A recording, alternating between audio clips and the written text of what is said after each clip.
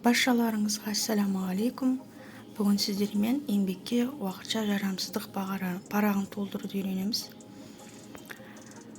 Бізде аяқ ауыр айдың 30 аптадан асқанда, 30 апта толады, одан кейін осындай декретке шығуға заңды түрде құқылы.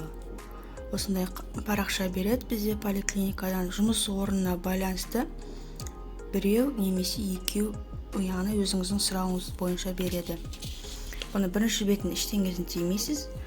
Оны екінші бетінде осылай толтырамыз. Мында бірінші тұрған ИП-ның атауы, яғни сіз ИП-мен шықсаңыз, ИП-ның атауын жазасыз.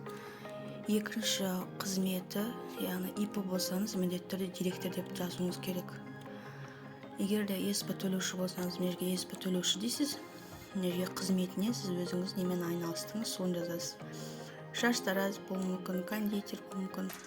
Сол қызметіңіз жазасыз. Одан кейін тап деген номер. Ол осы ИП арқылы нешінші рет сіз декретке шығып жатсыз. Бірінші рет болса 1 дейсіз, екінші рет шығып жатсаңыз 2 дейсіз. Сосын жұмыс істемейді дейді, сіз қанша уақытқа неге декретке кетіп барасыз. Заң бойынша 126 күн береді, яғни 76 күн анасы туғанға дейін, одан кейінгісі туып болғаннан кейін алжысы 56 күн береді, общий 126 күн деп есептеп береді. Бұл есептеу бұл бірінші бетінде жазылады, міне жер автомат түрде есептеп жазып қояды. Соны сіз мында өз қолыңызбен жазу керексіз. Одан кейінгісі жұмысқа кірісті деп тұрғаны, ол мысалы сіз мына жерде 6 айдың 9-ына дейін декретте болса, онда ол уже жұмысқа кірісе алады, соны жазу керексіз мында. Яғни сіз қай уақыттан бастап жұмысқа кірісе аласыз заң бойынша.